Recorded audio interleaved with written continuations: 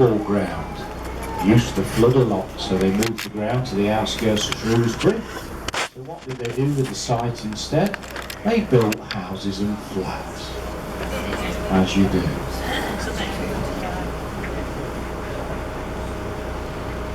The river levels here in Shrewsbury are controlled by a weir downstream about half a mile away, so that sort of takes care of the lower levels of the river, and the upper levels are a little bit unpredictable.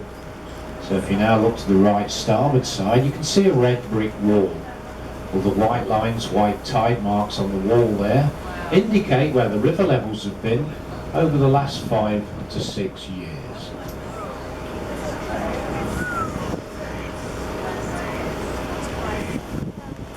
Thankfully it's not that level every year, but most years it's about halfway up that wall.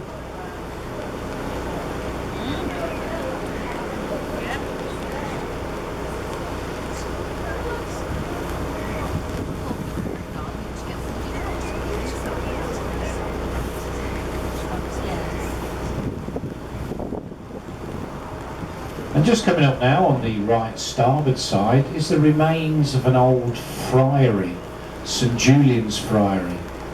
Today it's a private house. Franciscan friars all settled here in Shrewsbury in the year 1245, and they all wore grey habits. And they were known as the Grey Friars, hence the name of this bridge, the Greyfriars Bridge. And it was completed in 1879. I don't think it's had a coat of paint since.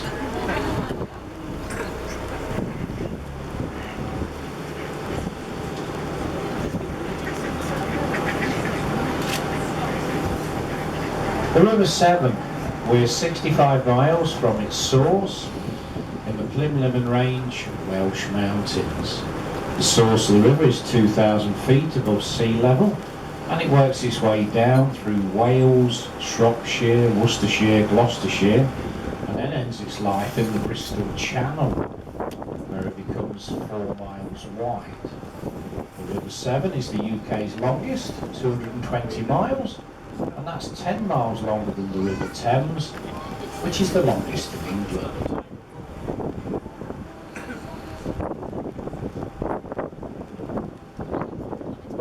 There's over 600 listed buildings here in Shrewsbury. If you now look to the right starboard side, you can see the telephone exchange, built in the 50s, and that's certainly not wrong. The ironic thing about the telephone exchange is that they allowed them to build it on top of the historic Shrewsbury town walls. You certainly wouldn't get away with that sort of thing these days. And to the left of the telephone exchange is the Roman Catholic Cathedral, completed in 1852, designed by a famous architect, Augustus Welby Pugin, who was the same architect for the Houses of Parliament. He died at a relatively young age of 46 in an asylum. Perhaps had something to do with his 3 wives and 8 children. And in front of the Roman Catholic Cathedral are the remains of the Shrewsbury town walls, although 70% still remains today, because the other 30%'s under the telephone exchange. They were built in the 14th century by a father and his 2 sons, who got paid £3 for every 100 foot of wall they completed. The walls were primarily built to keep out the Welsh. However, today we welcome the Welsh in, along with everybody else.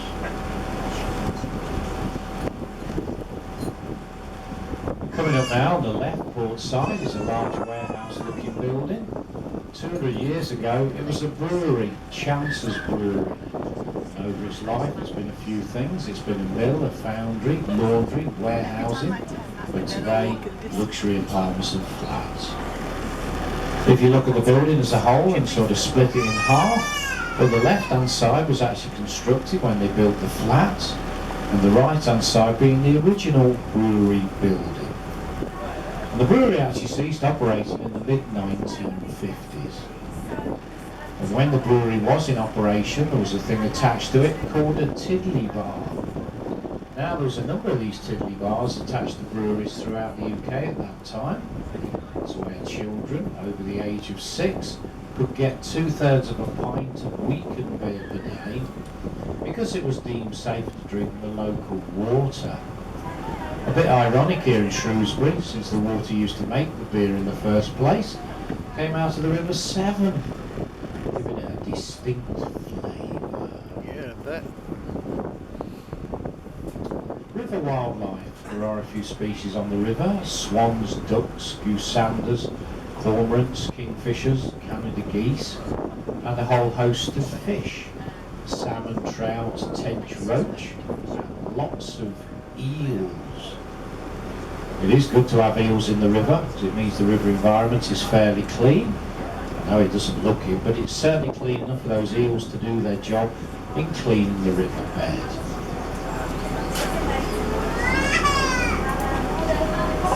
And on the right, starboard side again, is the Roman Catholic Cathedral. And to the right of the cathedral are two church spires sticking up above the building line. The one with no markings, or the left one, that's St Altman's, and that's 1100 years old. And the other, St Mary's, which is the third tallest church spire in England, 220 foot tall. Both churches have lovely stained glass windows. More so in St Mary's, where in the east wing is the Tree of Jesse window.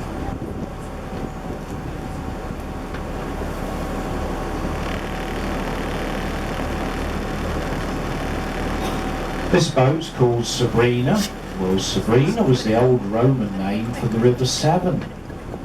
And in the 14th century, the Welsh called it Hafren, meaning boundary, and the river was the boundary between England and Wales, hence the need for the Shrewsbury town walls to keep those Welsh out. Shrewsbury names over the years: Pengwern was Welsh, Scrobbers Byerig was Saxon, meaning fort in the Scrubland region, and Shrewsbury, that's used extensively today, that was devised by the Normans.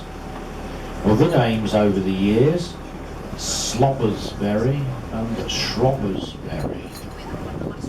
We've had a little debate on board over the weeks. Do we call it Shrewsbury or do we call it Shrewsbury?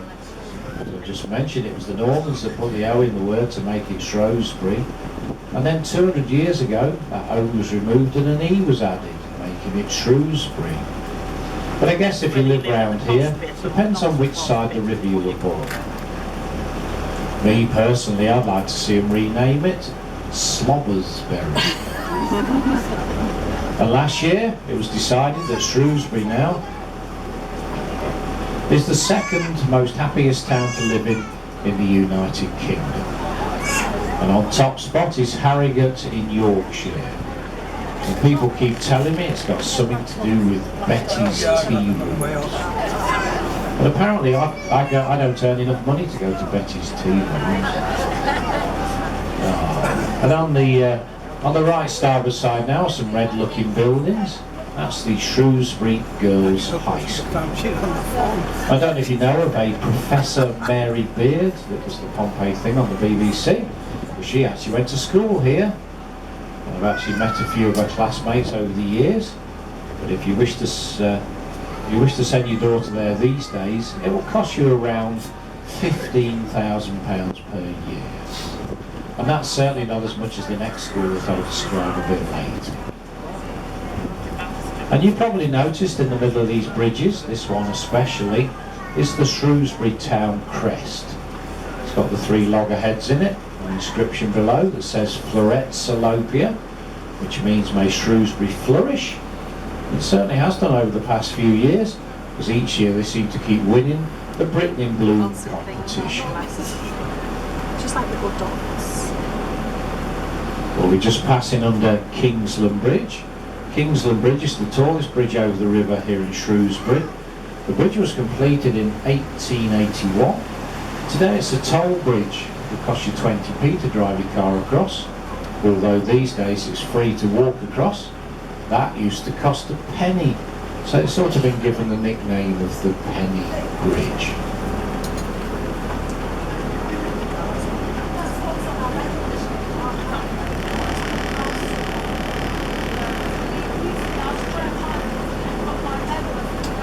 And coming up now on the left port side is the Shrewsbury School Boathouse. I'm facing the same way as it now, myself.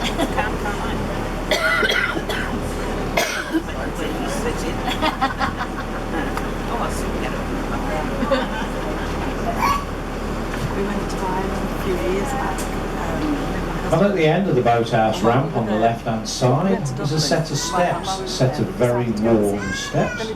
That's where you used to get onto a ferry, used to run left to right across the river here, before the bridges were built. That ferry used to run on a piece of chain, which was attached to the ferry post, which is still there today on the right-hand bank.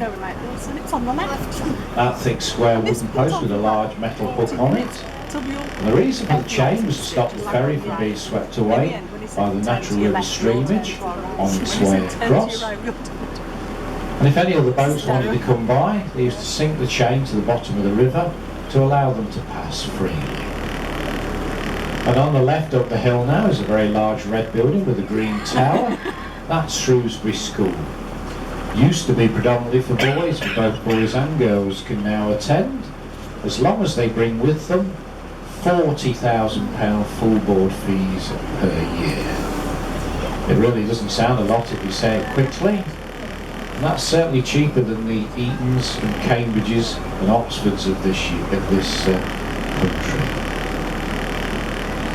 Famous people to go to that school over the years: Willie Rushton, Michael Heseltine, Michael Palin, John Peel, Nick Owen and Richard Ingrams. Charles Darwin, however, he did go to Shrewsbury School, but not when it was based there, when it was based where the library is today, across the road from the castle. You can see his statue in front of the library, with him sat in his armchair looking at the castle. Charles Darwin was born here in Shrewsbury in 1809 and is now buried in Westminster Abbey. If you now move your attention over to the right starboard side, you can see the Quarry Park, 29 acres. It's where we hold the flower show in the middle of August each year. It's the longest running flower show in the world. Started life in 1857, where they only exhibited carnations and gooseberries. I've really no idea who picked those two. And as you can see in the Quarry Park now, they're just clearing up after the weekend's activities. On Saturday and Sunday we had the Shrewsbury Annual Food Festival. And also on the right there is an original Victorian bandstand. And behind the bandstand is a hedged area. That's the area we call the Dingle. It's a sunken garden. Started life as a quarry, and then it was redesigned by TV's first gardener, Percy Thrower. And within that area is a statue of Sabrina, nymph of the River Severn. And Charles Darwin, in his earlier years, did evolution experiments in there with pond newts and toads. And also in the Quarry Park area here, you can see all these avenues, and they're all lined with trees. They're lime trees. They were all planted by Percy Thrower in 1951. But they were to replace existing lime trees that were either falling down, planted too close together, or simply too old. Percy Thrower and his team took a few years to remove all the old trees, because there were so many of them, before planting these as we see today. And coming up now on the right starboard side is a cheeky statue. No, it's not Percy Thrower, it's Hercules. Now, Hercules has moved around the county a bit. He started life at Condover Hall, about 6 miles south of Shrewsbury, and then he was moved and put by St Chad's Church, which is on the right up the hill there. But there he was deemed to be putting the parishioners off their prayers, so that's why he was moved down here out of the way. And a couple of things have happened to him over the years. At one time somebody decided they wanted to paint him in Shrewsbury Town's football colours, and someone else has actually removed the important bit off the front, and now he's got a fig leaf. Poor man. And on the right up the hill now is a black and white half timber framed house. That's Quarry Lodge. It was home for Percy Thrower and his family when he was the park superintendent here. Today it's the home of the flower show. And to the right of Quarry Lodge is St Chad's Church, completed in 1792, although there's been a church on that site since the 1500s. Today it's the largest round church out of 4 in England, and Charles Darwin was baptised there in his year of birth, 1809. And around the back of St Chad's is a graveyard. There's an actual headstone with the words Ebenezer Scrooge stamped on it, which was left there after they finished the filming of A Christmas Carol here in Shrewsbury in 1984. And to the left of St Chad's is a clock tower. That's over the Market Hall here in Shrewsbury. Sort of hit a bit of a milestone last year. It became the grand old age of 50. And they still haven't managed to get each clock face to read the same. If you look at them all, they're all a minute or two apart.